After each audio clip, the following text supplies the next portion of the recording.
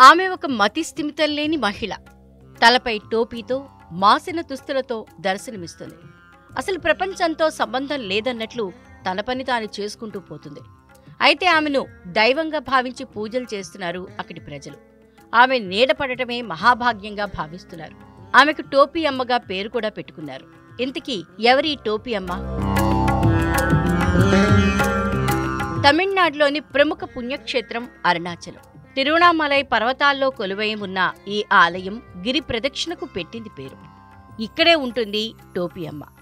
అరుణాచలం వీధుల్లో నివసిస్తూ ఒంటిపై మాసిన దుస్తులు ధరిస్తూ నిత్యం గిరి ప్రదక్షిణలు చేస్తుంది. ఇక్కడి భక్తులు ఈమెను అవధూతగా భావించి పూజిస్తున్నారు. ఆమె తాగి పడేసిన టీ కప్పును మహాప్రసాదంగా భావిస్తుంటారు. ఆమె ఎవరితో మాట్లాడరు, అయినా అంతా ఆమె వెంట పడతారు. ఎంత అమూల్యమైన వస్తువుని ఇచ్చినా ఆమె విసిరిపారేస్తుంది. సాయంత్రం అయితే చాలు యోగి రామ్ సూరత్ కుమార్ ఆశ్రమంలో దర్శనమిస్తుంది.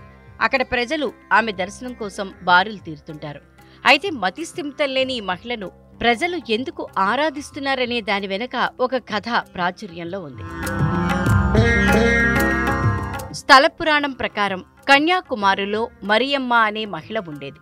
ఒక కుక్క ఒక కారు టైర్ కింద పడిపోయి దాని పేగులన్నీ బయటకు వచ్చేసి కొన ఊపిరితో కొట్టుమిట్టాడుతుండగా ఆమె ఆ పేగులను చేతులతో కుక్క కడుపులోకి నెట్టి ఆ కుక్కకు ప్రాణం పోసింది. అప్పట్నుండి ప్రజలు ఆమెను దేవతగా పూజిస్తున్నట్లు స్థల పురాణం.